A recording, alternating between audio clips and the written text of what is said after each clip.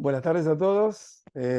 Poco fallida esta clase o seminario o charla, como ustedes la quieran llamar.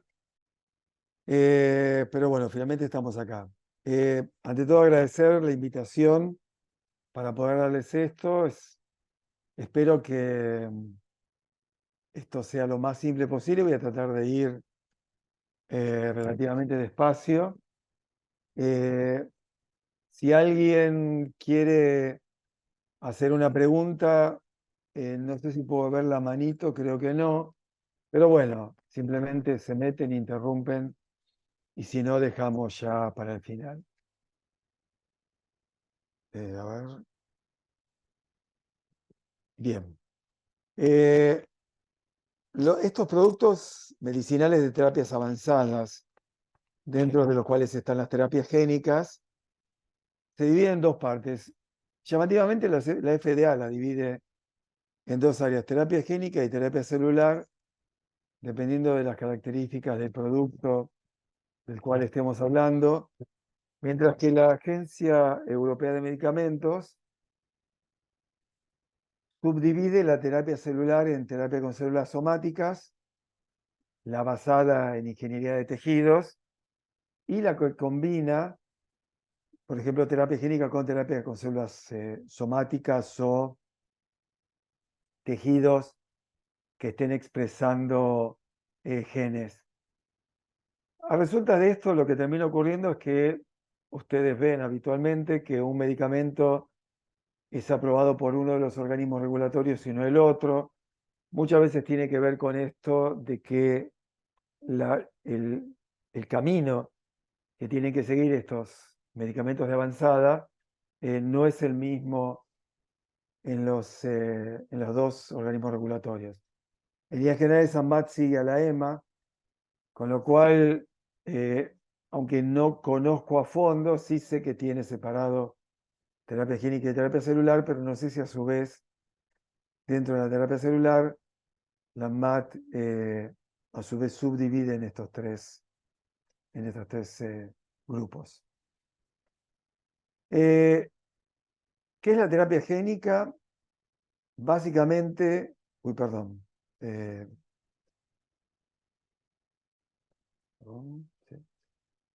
Por definición, la terapia génica es la corrección o reactivación de un gen que no es funcional y en líneas generales obviamente para el tratamiento de una enfermedad. Y esto hace referencia principalmente a la terapia génica de reemplazo, que es aquella que ustedes escuchan más frecuentemente y la que está en líneas generales más en los medios. Sin embargo, también entra dentro de este concepto incorporar secuencias parciales o totales de ácidos nucleicos. Con esto hago referencia a plataformas que seguramente han escuchado, como oligonucleótidos antisentido, CRISPR, pero en líneas generales todo eso finalmente lo que busca es intentar dar una actividad reparando, entre comillas, un gen que no es funcional. Y en otros casos, también la terapia génica, en su más amplio sentido, también implica conferir una actividad novedosa a una célula a través de la transferencia de genes. Por ejemplo, si hacemos algo así como médula, digamos, una terapia génica a través de la modificación de células de la médula ósea, le vamos a introducir dentro de la célula un gen nuevo y esa célula también va a empezar a producir este gen que eventualmente puede ser nuevo o no. Si no es nuevo, es terapia génica de reemplazo. Si es nuevo, es una actividad novedosa. En líneas generales, la terapia génica surgió con la idea del tratamiento de enfermedades hereditarias, a gen único principalmente. Paulatinamente empezó a usarse estas plataformas para enfermedades más complejas, principalmente cáncer, enfermedades neurodegenerativas. Pero hoy por hoy, los resultados más impresionantes de la terapia génica tienen que ver esencialmente con enfermedades metabólicas a gen único, y de eso les voy a estar hablando, aunque también les voy a dar detalles del tratamiento para enfermedades complejas. Un poco de historia, fíjense que ya hace prácticamente más de 50 años que por primera vez dos investigadores, Friedman y Roblin, muestran en esta revista Science, que es una de las revistas más importantes del mundo, la primera idea de que podría usarse la terapia con genes para tratar una enfermedad somática, ¿sí? Y de hecho, pasaron varios años, pero a lo largo de los 80 comienzan a utilizarse principalmente vectores virales, virus modificados, para llevar en su interior genes. Estos virus eran capaces de infectar a una célula blanco y liberar ese gen dentro de la célula. Cabe mencionar principalmente los nombres de Martin Klein y French Anderson, que fueron pioneros en todo esto. También hicieron muchas macanas, pero bueno, eso en otro momento y con más tiempo. En los 90 se aprueba el primer estudio donde se toman linfocitos por un paciente al cual, y a estos linfocitos T se les agrega interleuquina 2, ¿sí? En ese caso se le confiere una actividad nueva al linfocito T, y estos linfocitos T son introducidos en el paciente y se podía hacer un monitoreo midiendo la presencia de interleuquina 2 en linfocitos aislados del paciente, dónde estaban localizados estos linfocitos. Se sacaban, obviamente, de diferentes lugares del organismo. El primer tratamiento también se aprueba en el año 90 y es el caso muy paradigmático de una niña de 4 años, Ashanti da Silva, con una inmunodeficiencia severa y combinada para la enzima adenosina deaminasa. En este caso, no es lo que se hace ahora, pero en este caso se usaron linfocitos periféricos.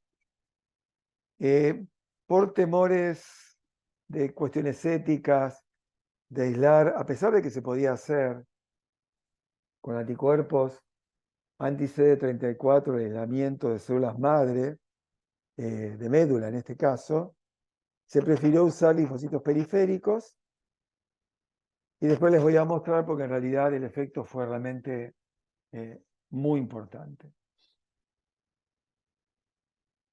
Y ya a partir de los 2000, el grupo de Steve Rosenberg empieza, a ver si logra generar en pacientes una respuesta en pacientes con melanoma a partir de linfocitos propios del paciente, que fueron modificados en este caso con TNF, y la primera evidencia, ahora sí, de que se puede hacer una modificación de células autólogas, una modificación genética, y que pueden ser utilizadas para el tratamiento del cáncer. A partir del 2006 y hasta el 2019, o aún inclusive hasta el 2024, se empiezan a probar Glivera. Lo interesante del caso de Glivera es que fue aprobado, pero 6 años después la empresa discontinuó su producción porque en realidad no tenía mercado, ¿sí? Un costo muy alto, pero un efecto no tan importante. Perdón. Bueno, se aprueba Strimvelis, que es básicamente el tratamiento que les había mencionado para adenosina deaminasa, pero ahora sí sobre células madres CD34 positivas de estos chicos que tienen la deficiencia en esta enzima. Se aprueba T-VEC, que es el primer vector viral para el tratamiento de cáncer, que en este caso está expresando el GM-CSF. Y ustedes acá empiezan a ver la aprobación de muchos CAR-T El concepto de si digamos, CAR-T modificados son o no son terapia génica, depende de a quién se le pregunta. En la Asociación Americana de Terapia Génica y Celular se ponen las CAR-T adentro porque engloba todo eso. Si uno, eh, si uno va a los organismos regulatorios, obviamente subdividen, pero las CAR-T para la FDA son una modificación genética, ¿sí? Y después, bueno, cosas que quizás ustedes conocen, Luxturna para RP65 en amaurosis congénita de Leber, Zolgensma, el producto de Novartis, para atrofia muscular espinal, el adenovirus que expresa interferón alfa para cáncer de vejiga, no es replicativo, Roctavian para hemofilia A, Casgevy para, esto es interesante, para anemia falciforme, y Becvez, que fue aprobado en marzo de este año para el tratamiento de hemofilia B. Es decir, ya hay realmente un marco regulatorio muy importante que ha permitido aprobar un número relevante de fármacos para terapia génica y como van a ver un poquito más adelante, se prevén seguramente para los próximos 10 años decenas de fármacos genéticos que van a llegar al mercado. En esencia, ¿cuál es el estado actual? Esto es de hace un mes, estos números. 34 terapias génicas han sido aprobadas, como les dije, incluyen las terapias con células genéticamente modificadas. Acá están, por ejemplo, las que están aprobadas, fueron aprobadas en China, la de Pfizer para hemofilia B en Canadá. Interesante que se han aprobado 28 terapias para ARN también, de todo tipo, no solo mensajero, que son las de COVID, sino también RNA de interferencia. Entonces, hay muchas cosas dando vuelta, de las cuales parte han llegado a Argentina, parte no. Pero bueno, son con las cosas con las cuales todos nos vamos a ir enfrentando a medida que vaya pasando el tiempo. Interesante como para mencionar, 68 terapias celulares, gran parte de ellas con células mesenquimales, células madre mesenquimales, que no están genéticamente modificadas, ya han sido aprobadas. Y en el primer trimestre de 2024, esto es histórico, es una terapia celular con tumores infiltrantes, TILs o Tumor Infiltrating Lymphocytes, que fue aprobada en Estados Unidos y es la primera terapia aprobada por FDA para tumores sólidos. Así que yo diría que en los últimos 15 años han aparecido dos áreas muy potentes, la terapia celular, la terapia genética y una terapia que combina ambas cosas, la mayor parte de las veces a través del uso de células genéticamente modificadas. ¿Cuál es la pipeline? Es, como ven, más de 4.000 terapias en desarrollo, ¿sí? Desde la preclínica hasta la preregistro, pre-IND, lo que se llama. De ellas, prácticamente la mitad son terapias génicas, que incluyen CAR-T, por ejemplo, y 885 terapias celulares que no están modificadas genéticamente. Es decir, nuevamente, estamos esperando que en los próximos años esto realmente sea muy potente. Lo interesante es que, fíjense que de la totalidad de los 4.000, la mitad son para oncología. Perdón, nuevamente, está muy sensible. Pero fíjense que la mitad son para oncología y la otra mitad no para oncología. O sea que a pesar de que por lo menos la terapia génica ha encontrado un nicho muy potente en enfermedades metabólicas. Todavía la mayor parte de los estudios de terapias génicas y celulares se están haciendo primordialmente en oncología. Bien, un poco para empezar a entender, cuando hablamos de terapia génica, ¿de qué estamos hablando, no?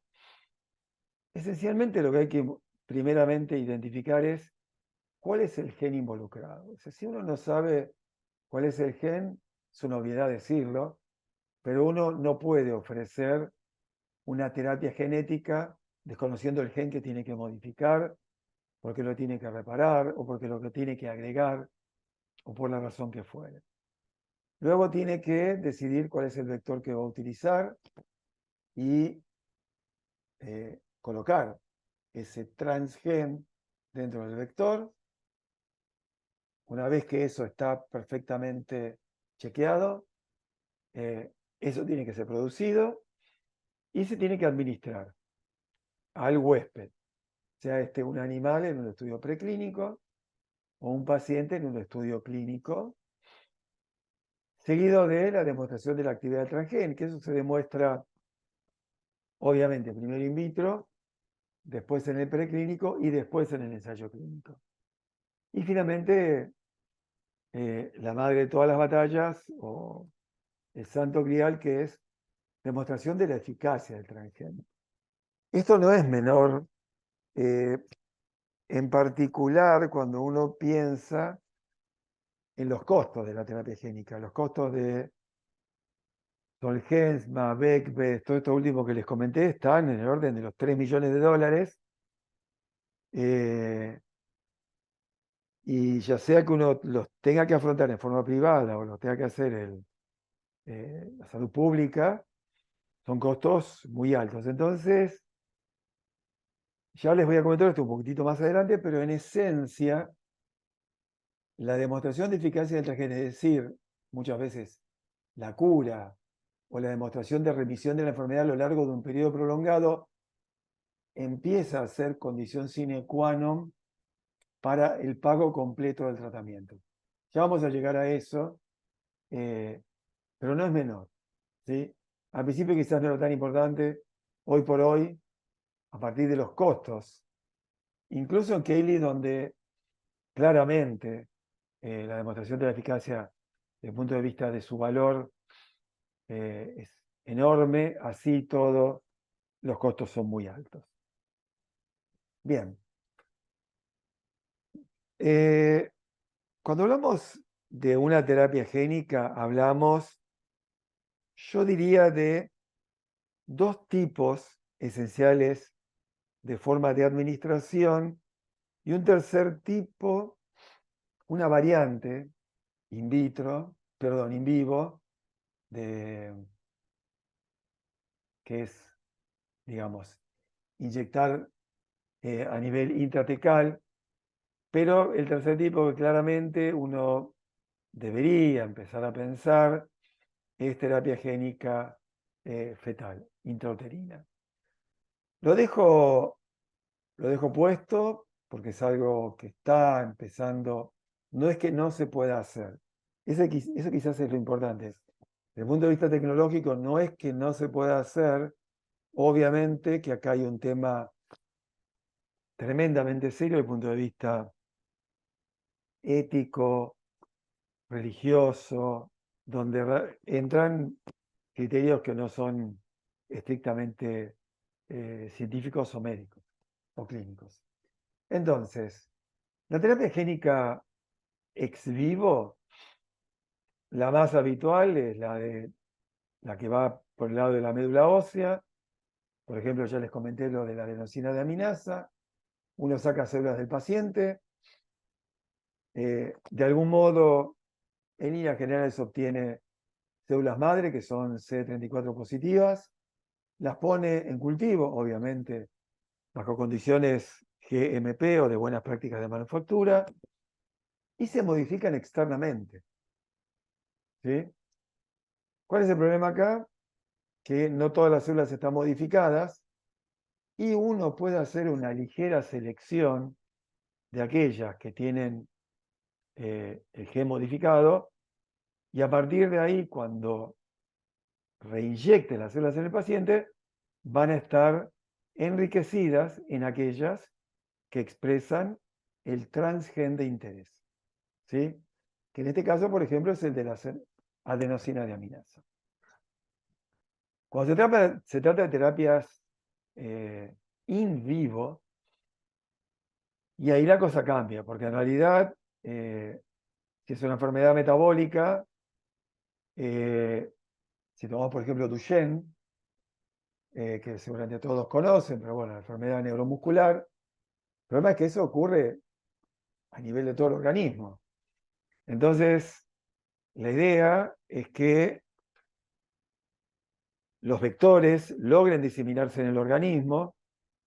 Si es un tratamiento a nivel del sistema nervioso, quizás es un poquito más fácil porque hay cierto acceso al cerebro, pero en Duchenne la cosa es un poco más difícil, pero de todos modos, independientemente de esa problemática muy seria, también está el problema de tipo de vector. Históricamente se usaron o vectores no virales, que son en general basados en lípidos.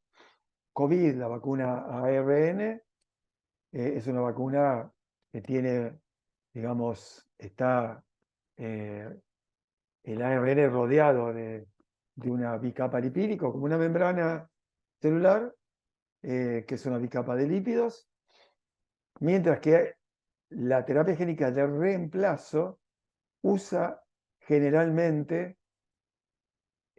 cierto tipo de vectores virales, y la reemplazo, digo, a nivel de enfermedades metabólicas o hereditarias, y la terapia génica ya para enfermedades más complejas usa otro tipo de virus, pero en líneas generales se usa, yo diría que hoy por hoy, salvo el caso particular de COVID, que tiene otros problemas, también el tema del uso de este tipo de vectores, pero de todas maneras, hoy por hoy es lo único en lo que aparentemente se está usando y en formato de vacuna. Obviamente, en este caso, la terapia génica es como una, digamos, no es razonable decirlo, pero de todos modos es un vector no viral que tiene adentro un ácido nucleico, que en este caso es un ARN. Bien, entonces, si hacemos terapia in vivo, todo va a depender de qué capacidad tenga ese vector no viral o viral de incorporarse a alguna célula, y ahí quedó. O sea, la célula que incorporó al virus o a la partícula no viral es la célula que va a expresar el gen de interés, porque cualquiera de los dos vectores va a liberar ese gen dentro de la célula. Fíjense que si hacemos ex vivo y podemos seleccionar a esta célula donde esta marquita en amarillo indica que tiene el gen de interés, que uno lo puede monitorear, puede enriquecer. Y de esa manera, todo el linaje va a producir el gen de interés. De modo tal de que a partir de ahora esta persona que previamente tenía una médula ósea que producía células defectivas, ahora va a estar produciendo, porque son CD34, que a su vez digamos, se autorreplican, va a estar produciendo, digamos, un linaje recuperado, por decirlo de alguna manera. Esto no es, digamos, la terapia génica de reemplazo, mal llamada terapia génica de reemplazo, es terapia génica aditiva. No es que se intercambia el gen defectivo por el gen normal, sino que el gen normal se incorpora de alguna manera a la célula, no reemplazando al gen defectivo. Eso tiene que quedar claro. Son cosas que les digo a mis estudiantes porque después viene una pregunta relacionada a ese tema. Bien, Ventajas y desventajas de uso de vectores virales y no virales. Lo primero es que se probó en una época inyectar, por ejemplo, un ADN que codificaba para VEGF, el Vascular Endothelial Growth Factor, directamente como ADN directamente en músculo, es rápidamente limpiado por la sangre, o sea que difícilmente un ADN o un ARN desnudo puede entrar en una célula. Entonces se usan vectores virales y o no virales, pero primordialmente los virales. Algunos inconvenientes con algunos vectores virales es su alta inmunogenicidad. Eso es importante, por ejemplo, la mayor parte de la gente que tiene hoy alrededor de 50 en los países, digamos, Europa, América también, América todo, digo, Sudamérica, Norteamérica, de alguna manera se han contagiado con adenovirus o con algún adeno asociado, entonces muchas veces tienen inmunidad preexistente. Entonces se tratan de obtener serotipos menos inmunogénicos o se modifican los virus genéticamente para reducir esa inmunogenicidad preexistente que de alguna manera actúa neutralizando la actividad del virus. El otro problema en la mutagénesis es cuando uno usa, hay algunos vectores virales que no se insertan en el genoma y hay otros que sí. En el caso de las terapias ex vivo, si uno quiere seleccionar, en general se selecciona sobre células donde el gen está insertado dentro del genoma y ese gen es estable, ¿sí? En el caso de terapias in vivo, se usan vectores y esos vectores no suelen insertarse en el genoma. Entonces el temor de mutagénesis insercional baja. Como les decía antes, la terapia génica de reemplazo, más allá de que históricamente se hicieron ensayos clínicos con vectores no virales, la verdad es que hoy por hoy usa, yo creo que todo lo que seguí son vectores virales. Bien, y acá empezamos a meternos un poquito en la parte de vectores virales. Del lado izquierdo tenemos vectores grandes. Fíjense que pueden incluir casi 40 kilobases. Son vectores no incluir, son vectores que tienen un genoma, 40 kilobases. Herpes tiene 150, adeno 40. Herpes 150, vaccinia, dependiendo del tipo, entre 130 y 280. Y estos, que son para metabólicas a gen único, el AB o adeno asociado, virus adeno asociado, y el lentivirus. Estos son los que se usan hoy por hoy en terapias de enfermedades metabólicas y en particular lentivirus. Esto se los voy a decir varias veces. Lentivirus se usa primordialmente para terapia in vivo, ¿sí? Perdón, ex vivo, disculpas. AB para terapia in vivo y estos tres también para terapia in vivo, ¿sí? No hay ninguna terapia para enfermedades complejas que involucre tratamiento ex vivo. Bien, fíjense lo que es el genoma original de un retrovirus o lentivirus en este caso. Fíjense los genes para evitar que este lentivirus infecte como tal. Perdón, ¿hay alguien que está preguntando algo o hablando? No, sigo. Ok. Fíjense que este es el genoma de un lentivirus, el de HIV, ¿sí? Este lentivirus ahora se divide en 3 plásmidos, 3 ADNs que son cotransfectados para dar origen a una partícula, en este caso son 2, pero suelen ser 3 también, para dar origen a una única partícula, que es esta, que no se parece en nada, y no importan los nombres acá, pero acá ven que está el transgen, acá hay un promotor que no tiene nada que ver, no se parece en nada a lo que era originalmente. Lo que sí se va a mantener va a ser lo que es LTRs, que son las 2 regiones que están en ambos extremos, ¿sí? Pero también eso se va a modificar. Y ahora, y un poquito más adelante les voy a explicar por qué. Con respecto a adeno asociado, es un virus muy chico, de poco menos de 4 kilobases, y uno puede expandir el espacio prácticamente a 5, o sea, no mucho más que el tamaño original del virus, y hasta ahora, se podía poner, había espacio suficiente para poner un transgen y un promotor que fuera capaz de regular la expresión.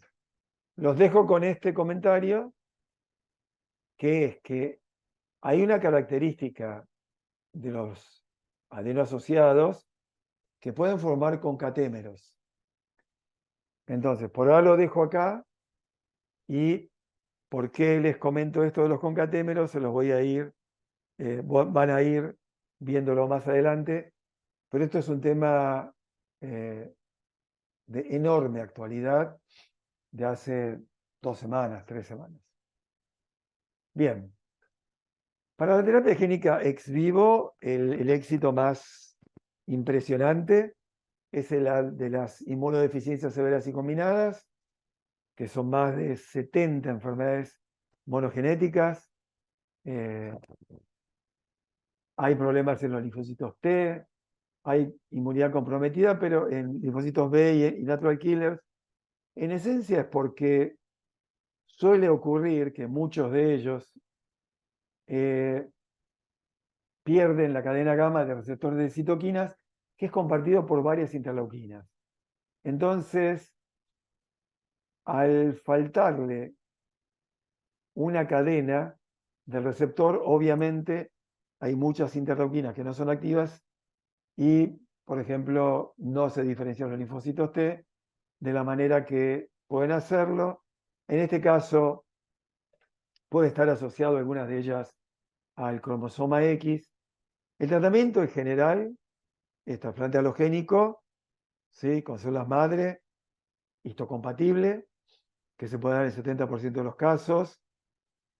Históricamente se administraba la enzima bovina, que obviamente va perdiendo eficacia con el tiempo, se generan anticuerpos neutralizantes. Y bueno, lo último que surgió es la terapia génica, que ahora usa vectores lentivirales. Al principio usaba vectores retrovirales. Ya vamos a ver la diferencia. Pero en esencia, fíjense las historias. La idea era que uno podía tomar un ADN, modificarlo, ¿sí? Meterlo adentro de un retrovirus o un lentivirus.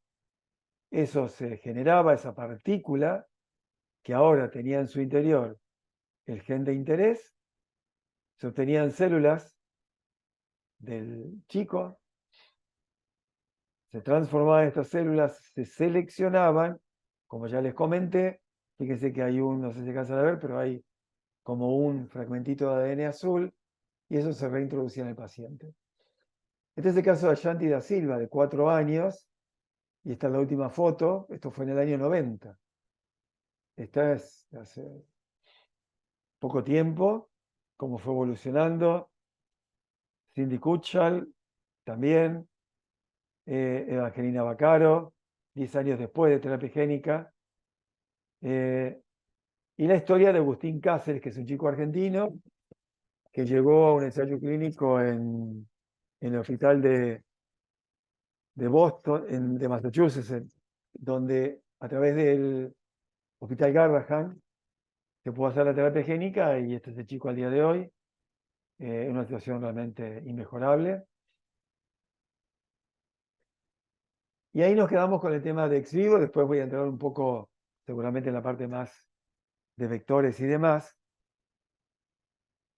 La terapia in vivo son esencialmente virus adenoasociados. Se puede lograr una expresión a largo plazo. El vector no se introduce dentro del genoma, ¿sí? Eso es importante, queda latente, pero utiliza la maquinaria celular para, obviamente, empezar a sintetizar el gen de interés. Inicialmente se utilizó el adeno asociado del serotipo 2, despertaba mucha, digamos, había cierta neutralización debido a la presencia de anticuerpos neutralizantes preexistentes y se empezó a utilizar otras variantes, entre ellas el AAV8, que está que es menos frecuente en la población humana. Y bueno, y una de las cosas importantísimas que se está estudiando hace mucho, pero ahora fue el impacto que les acabo de mencionar, es que es un genoma concatemeriza. ¿Sí? Bien. ¿Qué es lo que se logró con virus adeno asociado? Voy a volver un poquitito para atrás para mostrarles el vector, este estilo de vector, ¿sí? Se le sacan estos dos genes y en su lugar se pone un promotor, que es una secuencia que regula, y el transgen de interés. En este caso el RP65 para la amaurosis congénita de Leber. Los ensayos clínicos con dos testeos, no sé si ustedes saben, pero esto se inyecta in vivo directamente en retina, ¿sí? Como ven acá, y los pacientes son monitoreados por la capacidad de navegar a diferentes niveles de luz o mayor sensibilidad de retina.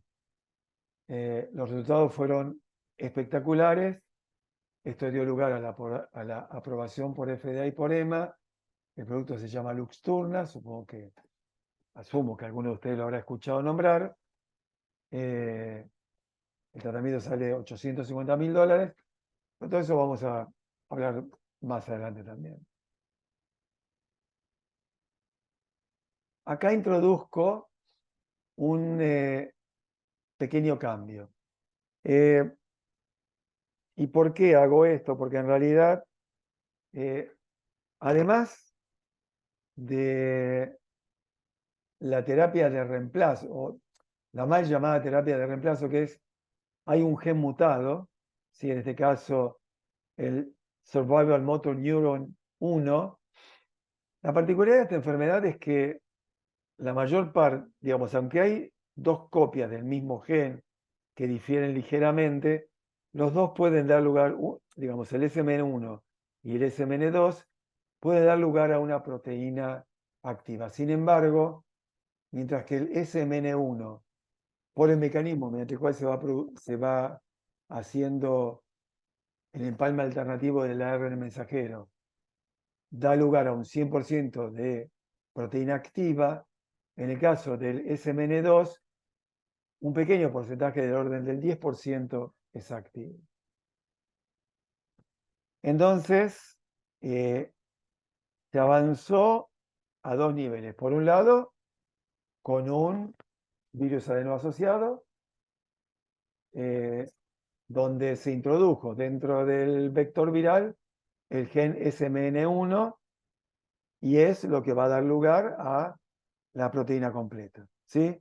Lo que acá dice full length SMN. Sin embargo, algo interesante es que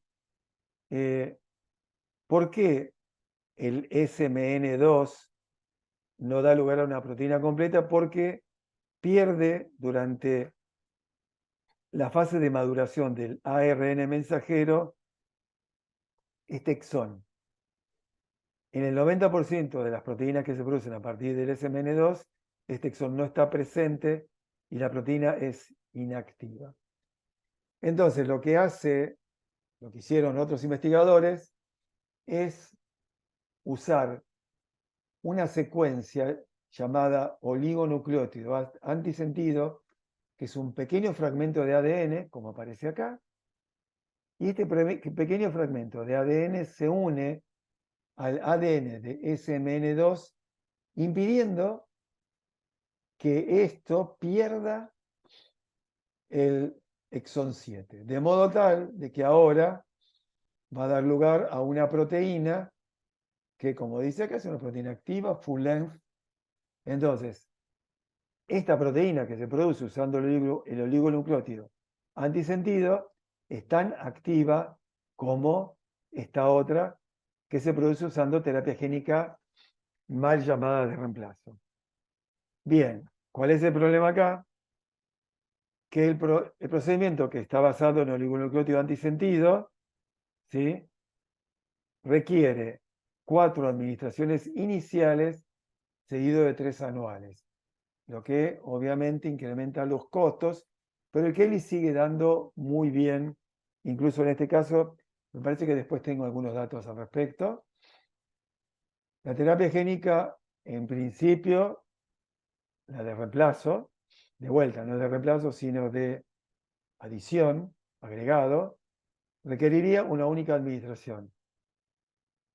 Fíjense, caso de Evelyn Villarreal, ¿sí?, lo que se llama evidencia del mundo real, tiene 3 años, fue tratada a las 8 semanas con terapia génica para SMN1, terapia génica de reemplazo, y fíjense, parada, caminando, y bueno, para quienes conocen lo dramático de esta enfermedad, saben que los chicos no superan los 2 años en general. Bien, lo interesante del caso es que también en distrofia muscular de Duchenne se están haciendo las dos cosas. Es decir, por un lado, esperen que, ahí está. Por un lado se está haciendo una terapia génica de reemplazo, y lo quiero contar esto porque es interesante también y porque además está ya en fase 3 estas cosas, usando mini-distrofin, ¿sí? La mini-distrofina es solamente una región. Lo que hace la distrofina básicamente es unir lo que se llama la neuromuscular junction, une estas dos cosas, la parte neural con la parte muscular. Cuando eso no está, obviamente empieza a desarrollarse la enfermedad. Hay una versión que es un poco menos dramática, grave, que es la distrofia muscular de Becker, donde el efecto no es tan severo como la de Duchenne. Entonces, esa de Becker es una distrofina chica, ¿sí?, que todavía logra unir a través de sus dos extremos, y en el medio tiene la suficiente cantidad de material como para poder generar una proteína más chica. Entonces, ya sea porque uno genera de vuelta con un oligonucleótido antisentido, bloquea para que este empalme alternativo no se produzca, y ahora hay una proteína que es activa. Por el otro lado están usando una mini distrofina, un gen chiquito, dentro de un vector viral que se administra en forma directa a los pacientes, ¿sí? Entonces este paciente que hasta ahora tenía Duchenne va a tener Becker, donde habrá ciertas actividades, como por ejemplo en este caso, donde suben los niveles de distrofina a un nivel que está bastante por encima, al menos que es estadísticamente significativo, que del orden, perdón, del 20% de los controles normales.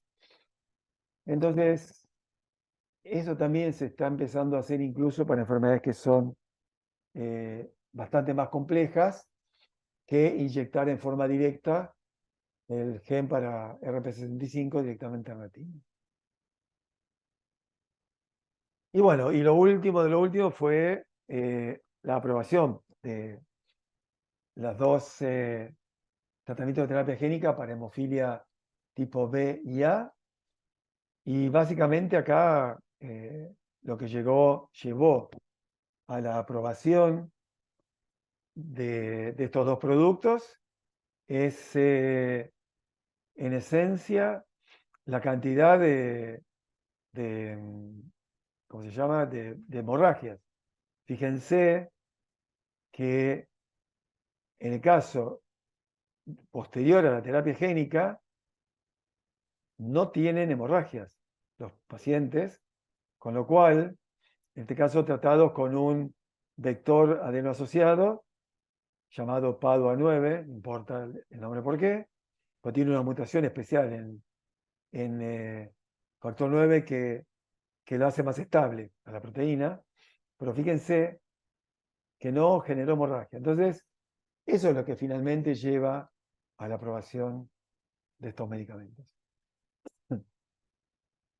Bien, ¿cómo encajamos acá la medicina de precisión? ¿Se acuerdan que yo en un momento les dije, eh, eh, no le podemos ofrecer a un paciente un tratamiento de terapia génica si no sabemos si tiene ese gen afectado? O sea, por ejemplo, viene un paciente con una retinopatía, se chequea, se hace angiografía, se mire si tiene atrofia macular, hiperfluorescencia, o sea, se hacen un montón de estudios y estas características clínicas son compartidas por muchas retinopatías, ¿sí?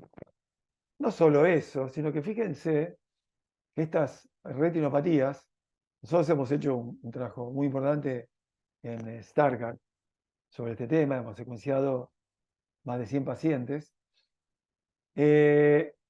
Fíjense que comparten un montón de genes que pueden estar mutados y seguramente varios de ellos asociados a la génesis de la enfermedad. En particular en Stargardt eh, tenemos el ABCA4, que es uno de los más importantes. Entonces, si no sabemos cuál es el gen afectado, difícilmente podamos ofrecer una terapia génica que está aprobada para un gen en particular, ¿sí? Entonces, lo que esencialmente hay que hacer es secuenciar, ¿sí? En líneas generales, hoy por hoy, ya antes se usaban paneles, eh, paneles para retinopatías, paneles para cáncer, paneles para lo que sea. Hoy por hoy, básicamente, ya está a $200 un exoma clínico, con lo cual hay un listado de genes, de todos los genes que dan lugar a la proteína, y uno puede ir redefiniendo eso. De todas maneras, todavía se siguen usando los paneles, eh, dependiendo del proveedor, dependiendo de la patología, pero en esencia, y lo más importante de todo es, hay que secuenciar antes de hacer una terapia génica, que es algo casi de perogrullo, pero que tiene que quedar muy claro. Un poquitito para cáncer, ¿sí? Nosotros trabajamos, además de haber hecho muchos trabajos en genómica, en secuenciación de genes para Stargardt. El grupo es muy fuerte de terapia génica en cáncer y trabajamos primordialmente con adenovirus, ¿sí? Entonces, fíjense los cambios que uno le hace a un adenovirus, todo lo que aparece en colorcitos diferentes, esos cambios genéticos, ¿sí? Acá uno pone inmunomoduladores para estimular la respuesta inmunológica contra el tumor. Acá le puede cambiar la fibra del virus para que en lugar de entrar en la célula a través de una fibra, de un receptor, entre a través de otro. Bueno, paulatinamente se le van cambiando cosas de modo tal de hacerlo mucho más eficaz y mucho más seguro. Y en terapia génica en cáncer en particular, perdón, voy un poquito para atrás.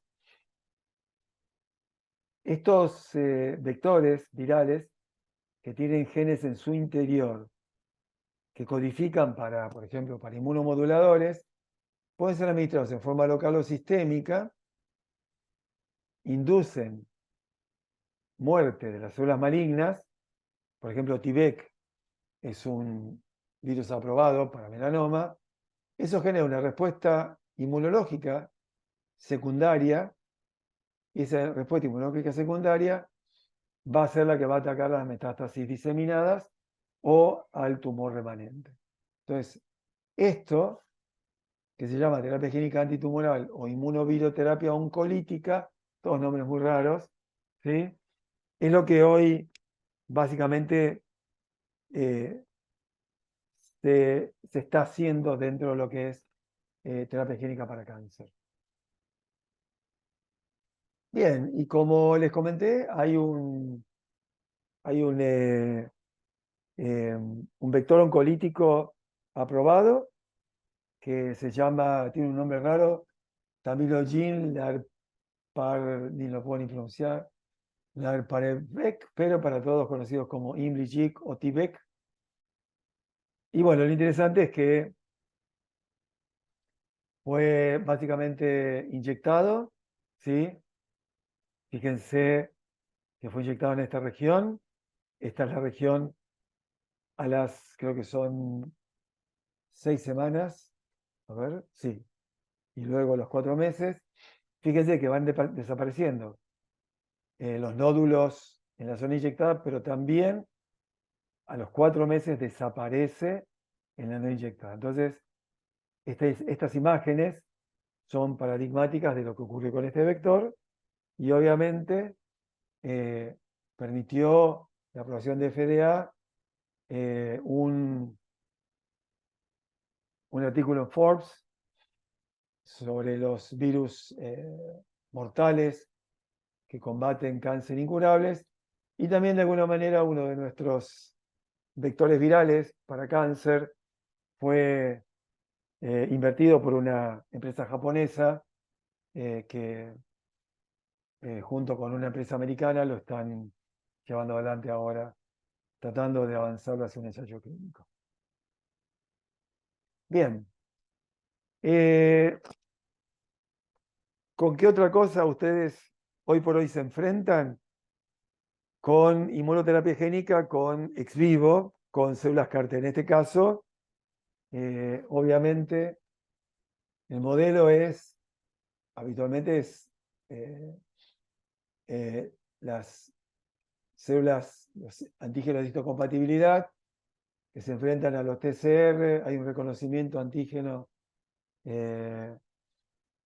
y, digamos, a través del antígeno que reconoce al TCR, y este es el reconocimiento tradicional que hacen los linfocitos T, que se da a través de un antígeno que está presentado en el contexto de antígenos de histocompatibilidad. ¿Qué es una célula CAR-T? Son estos linfocitos modificados, pero que ahora, en lugar de, perdón, además de expresar en superficie sus TCRs, también expresan en superficie un anticuerpo. Y ese anticuerpo está unido a una cadena de señalización que activa internamente la actividad lítica de la célula. ¿Sí? Entonces, en el momento que esta célula CAR-T se la saca, se la modifica genéticamente, como ya hablamos, ¿sí?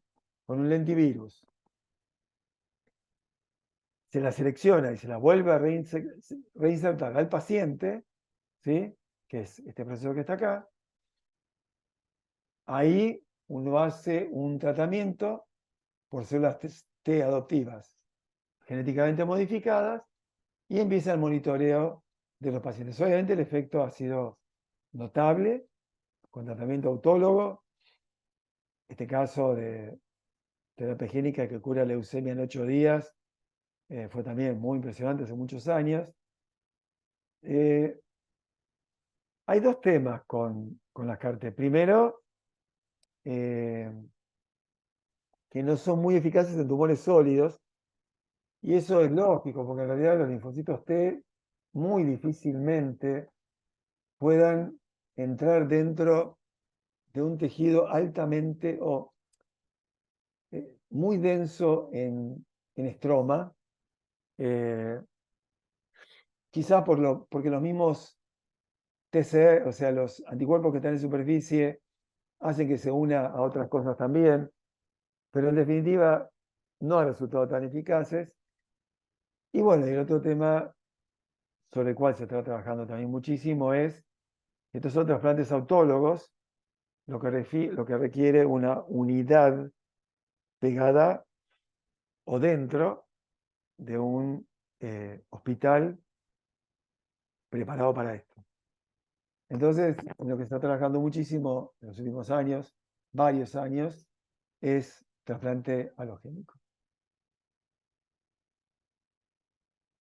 Les decía antes, esto no es estrictamente terapia génica, pero es la primera aprobación de un procedimiento que debe tener ya 30 años, ¿sí? Que es tomar tumor del paciente, aislar los TILs, los Tumor Infiltrating Lymphocytes, expandirlos, mandarlos de vuelta al hospital e introducírselos al paciente. Obviamente, el costo enorme. Fíjense, por ejemplo, perdón, este tratamiento de terapia génica con vectores virales, que es off the shelf, o sea, su medicamento en un frasquito, sale $70.000. Después van a ver igual todos los números juntos. Esto ya sale 515.000.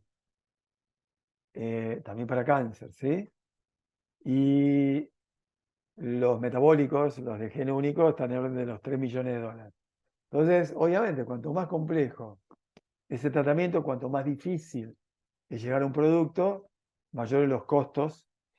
Pero también hay que entender que en el caso de las terapias génicas para gen único, estamos hablando de curas en muchos casos. Y eso es desde el punto de vista cualitativo, es una enorme diferencia. Entonces, los últimos minutos los voy a dedicar a dónde va la terapia génica, ¿sí? Hasta ahora lo que les mostré un solo diapositivo donde les decía cuántos hay aprobados, cuántos estudios hay en preclínico hasta el pre-IND, que es del orden de los 4.000 estudios. Pero bueno, fíjense en atrofia muscular espinal. El oligonucleótido antisentido, su nombre comercial es Nusinersen, que seguramente muchos de ustedes lo deben conocer, y es el que hace el splicing de el SMN2. Esto está mal, en realidad son 4 dosis iniciales y 3. Bueno, en realidad, sí, esto de una dosis cada 4 meses me parece que está equivocado. Me parece que lo correcto es lo anterior. Pero de todas maneras, es un tratamiento que es continuo, básicamente. Zolgensma está previsto ser utilizado una única vez, ¿sí? Fíjense que en fase 3 se vio que el 59% de los pacientes lograban sentarse independientemente por más de 30 segundos versus 0 en el control, ¿sí? 91 no necesitaron, 21%, no necesitaron ventilación a los 14 meses de vida. Entonces, en esencia, eso es lo que lleva finalmente a la aprobación de FDA. Interesante que el Kelly es ventajoso tanto para Nusinersen como para Zolgensma o Onasemnogen, ¿sí? Entonces, hay un altísimo costo inicial, pero paulatinamente las ventajas en términos de calidad de vida hace que Kelly realmente sea muy positivo. Y bueno, y los costos, y acá estamos, ¿sí? Desde Imrigic, que es el Tibek, como les dije, está en el orden de los 70.000, hasta este, que es el Lenmeldi, que es uno nuevo que acaba de salir, que inclusive es más caro que el Ngenix. El Lenmeldi es, si mal no recuerdo, es el que está para la enfermedad está, en castellano anemia falciforme, ¿cómo se llama? Sickle Cell Disease, Sickle Cell Anemia. Eh, Obviamente los costos son enormes, muy importantes, y tenemos desde terapias con CAR-T, que están un poquito por abajo de los $500.000, las terapias génicas, que se las ven mencionando varias veces ya, que están en este nivel. Las terapias celulares están muy cerca de CAR-T y obviamente son terapias celulares ambas dos. Y los virus oncolíticos, que están por debajo de los $100.000. Ahora, fíjense para Ngenix, ¿sí? Que es el caso este para hemofilia B, el Instituto de Revisión Clínica y Económica, es un instituto muy importante, había sugerido para Ngenix una referencia de precio de 2.9 con compensaciones por costos, y un rango de 1,1 a 2.1 para Zolgensma. En el caso de Ngenix, de 2.9 millones, de hecho vale 3.5, ¿sí? Mientras que el costo de Zolgensma está en el orden, en la fase superior del costo que había considerado esta revisión. En el caso de, perdón, Sinteglo es para beta talasemia, es costo efectivo a 2.1 millones, pero su costo real es 2,8. Entonces, bueno, acá obviamente es una negociación que cada uno de los organismos regulatorios tiene que hacer con las empresas dueñas de estos productos, y se llegan a cierto tipo de acuerdos que algo ya les adelanté, pero ahora se los voy a comentar un poquito más en detalle. Bien, abril de 2024, fíjense, y ahora más en detalle, que en fase preclínica tenemos 1.400 estudios, fase 1 300, 280 en fase 2, 35 en fase 3 y 4 en PI&D, lo que se llama, ¿sí? En la terapia celular, por otro lado, lo que vemos es que CAR-T se lleva el 52%. Esto es terapia génica, ¿sí? CAR-T es el 52% de los casos y oncología es prácticamente la totalidad. Entonces, en terapia celular, la mayor parte, incluso no siendo CAR-T, puede ser también CAR-NK, por ejemplo, o TCR, sigue siendo para oncología en terapia celular.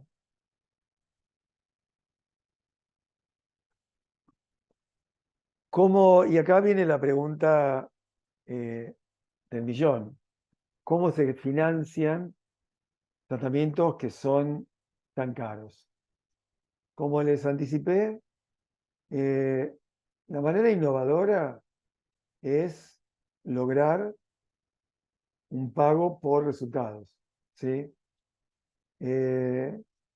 Zolgensma, que es el de atrofia muscular espinal, y Luxturna, el de amorfosis congénita de Leber, para RP65, hay acuerdos a nivel global de estas características. No lo sé en Argentina, yo sé que en Argentina están o se han administrado en algunos casos, no conozco el tipo de acuerdo que se ha logrado. Hay sistemas de préstamos, hay también pagos anuales. Es interesante que una HMO, una organización privada de Estados Unidos, propuso a los asociados una cuota mensual muy baja que les diera el derecho a ser tratados con terapia higiénica sin costo alguno en el momento en el cual esos, hoy por hoy, esas personas sanas, hoy por hoy, en algún momento necesitaran terapia higiénica que se los pudiera tratar sin costo alguno. Obviamente, ante costos de tratamientos tan caros, se requiere, digamos, miradas innovadoras, y esas miradas innovadoras van a permitir lograr quizás aquello que es lo más, aquello a lo que uno más aspira, y es que la terapia higiénica sea una terapia que le llegue a la mayor partida de a la mayor cantidad de gente, y que no esté restringida obviamente a solo aquellos que tienen en Argentina una terapia, eh, una prepaga, que puede eventualmente, y quizás desde un juicio, asumir los costos, pero que para el sistema público o el sistema de obras sociales quizás sea un poco más complejo.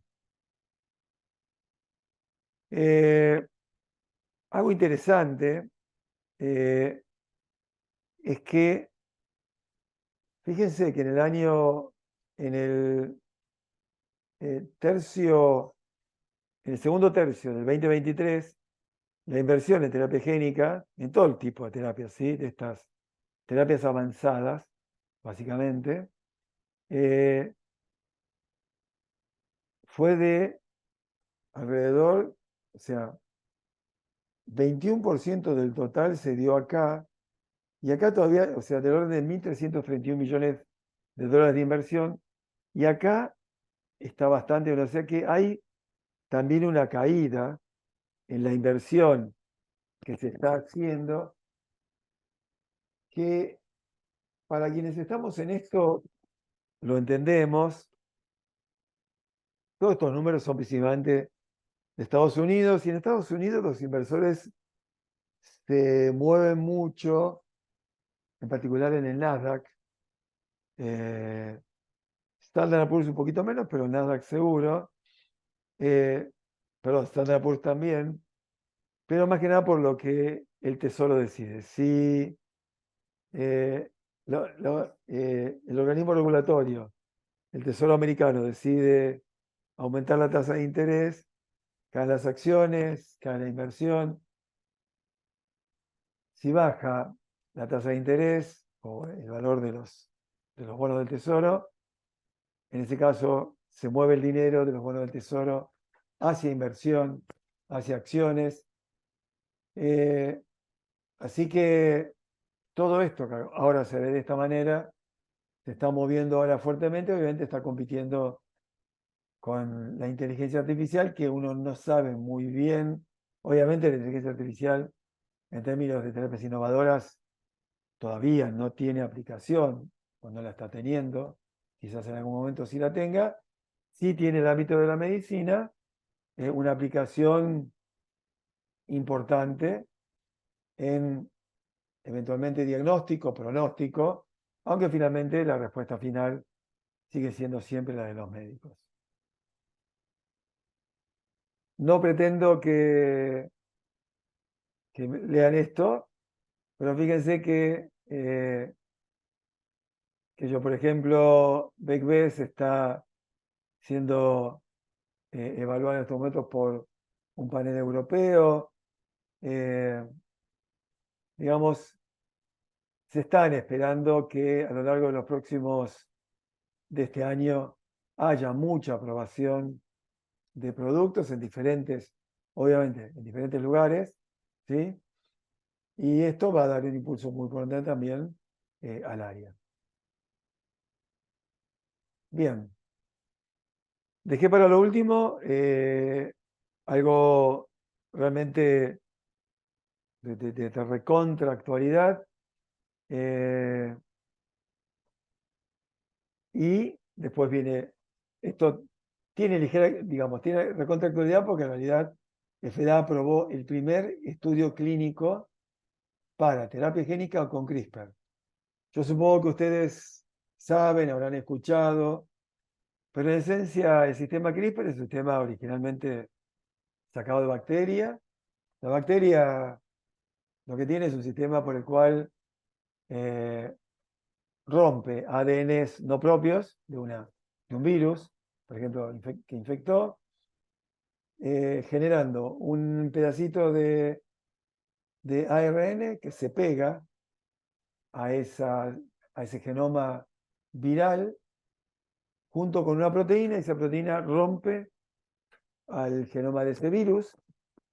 Entonces, ni corto, ni lerdo, ni perezoso, los investigadores dijeron, bueno, si rompe, capaz que puede romper también algún gen que haga que no funcionen otros. Y lo que pasó en beta talasemia y en la enfermedad de células falciformes es que hay un gen que se llama BCL11A, que es un factor de transcripción que reprime, acá se los voy a mostrar bien, la expresión de gamma globina y de hemoglobina fetal que están faltantes en cada una de estas dos enfermedades. ¿Sí? Entonces, este gen, la expresión de este gen reprime la expresión de estos dos genes. ¿Sí? Entonces, ¿qué se hizo por CRISPR? Se realizó la edición genómica, se cortó este gen en células madre CD34, ¿sí?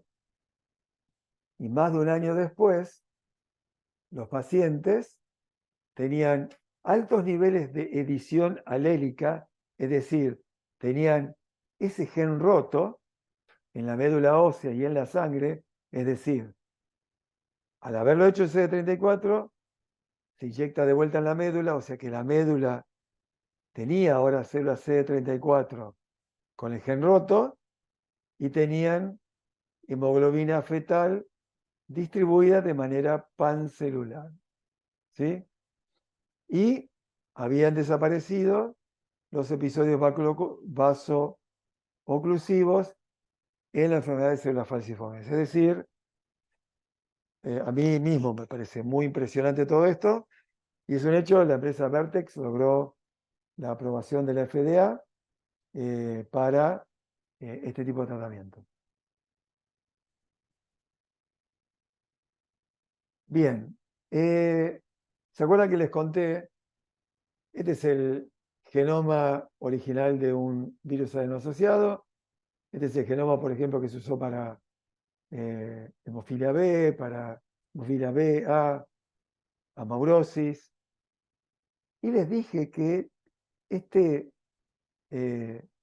genoma tiene la capacidad de concatemerizar. ¿Sí?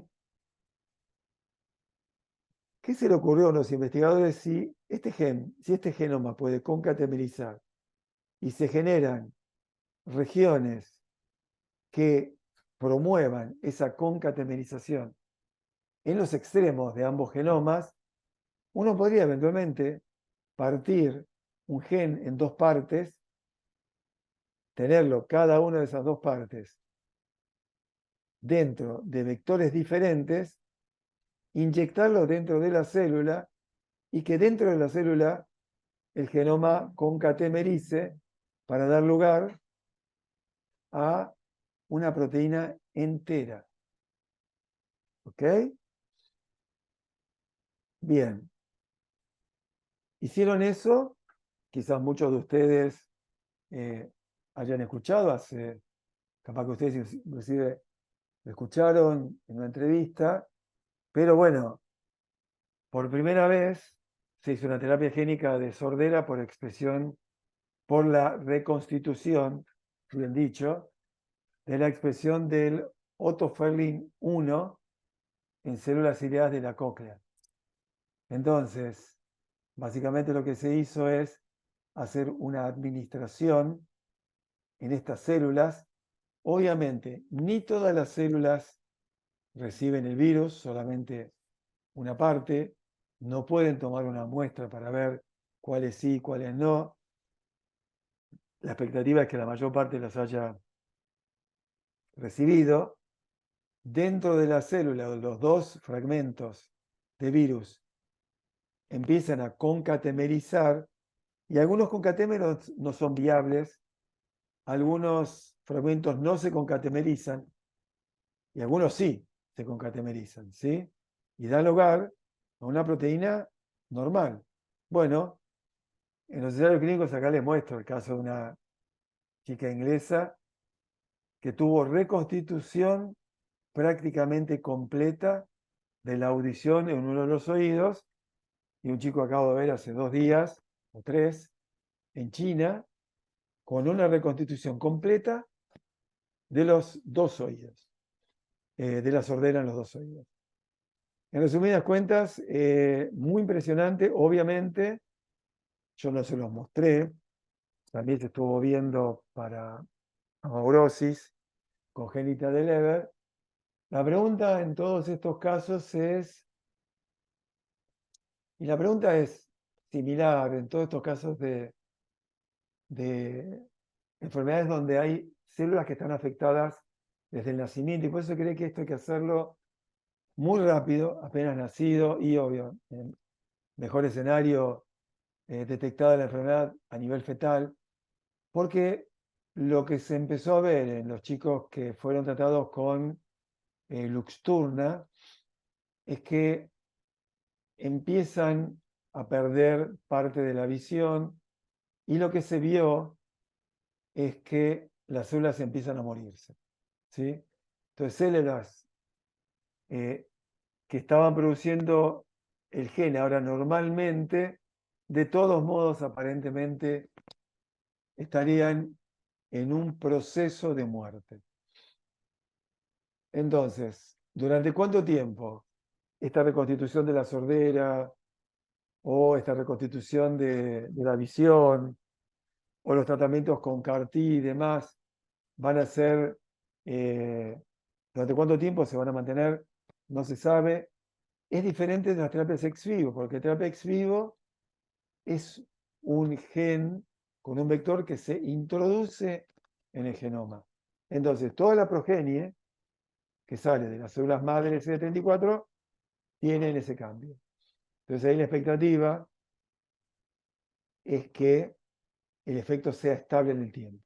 Y de hecho han visto las fotos de Ashanti da Silva, de Cinti Kuchal, de Joaquín Cáceres, donde estos chicos, años y años y años. Bueno, aquí terminamos. No han hecho ninguna pregunta, con lo cual, qué sé yo, por lo menos 10 minutos o más, yo no tengo problema. Estoy a vuestra disposición, dejo de compartir para que nos podamos ver la cara un poquito. Y bueno, si tienen preguntas, adelante. Realmente, Osvaldo, un tema tan complejo, sin compromiso lo digo, un tema tan complejo explicado de una manera muy pedagógica, realmente. Eso es un tema, yo trabajé muchos años en la industria farmacéutica y específicamente fui uno de los que estuve a cargo del lanzamiento de Zolgensma.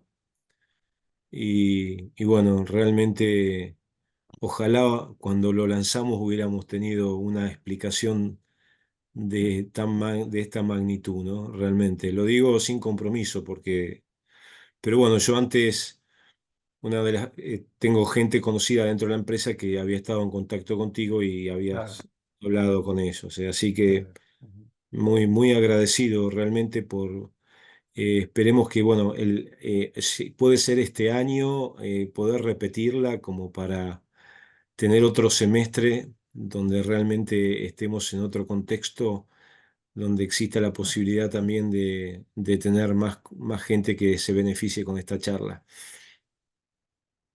Por supuesto, ningún problema. Ujú. Parece entonces capaz que va a haber seguramente alguna cosa nueva más de todo Sin esto. duda, Viene, sin viene duda, muy sin rápido, duda, viene muy rápido. sin duda. Muy bien.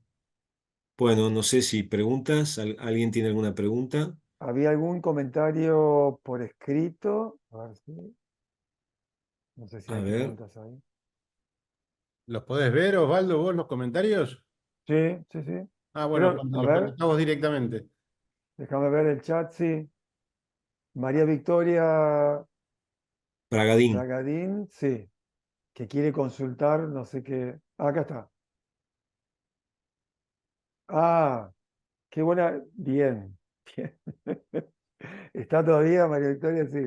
Muy bien, muy bien. Eh, son terapias somáticas, ¿sí? Es decir, el tratamiento está dirigido a la persona, en líneas generales, no se hace tratamiento en gametas. Por eso viste que yo mostré en uno de los slides la posibilidad de eventualmente poder hacer, obviamente, en feto y eventualmente en un futuro poder modificar gametas. eh, a ver, desde el punto de vista ético,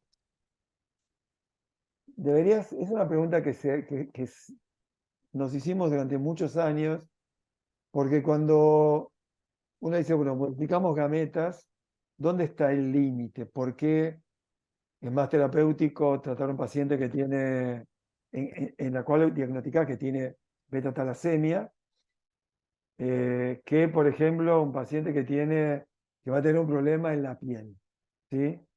Que generalmente quizás es un tema estético, pero que si lo tratás con terapia génica se lo modificaste desde el principio. Entonces, me parece que en ese caso lo que hay que pensar es que el concepto de terapia es un concepto laxo, que hay que tener mucho cuidado, que nos excede a nosotros que estamos trabajando en este tema. Y yo un poco le tiro esta pelota, y te lo digo porque se discutió específicamente esto que acabas de preguntar. Se lo tiro a todo el mundo, que la sociedad en su totalidad eh, tome decisiones al respecto. Yo lo que te puedo decir es que la tecnología está en condiciones de modificar gametas, eso seguro.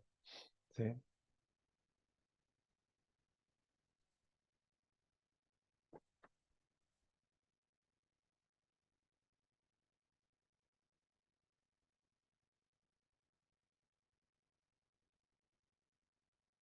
Acá hay dos nuevos mensajes.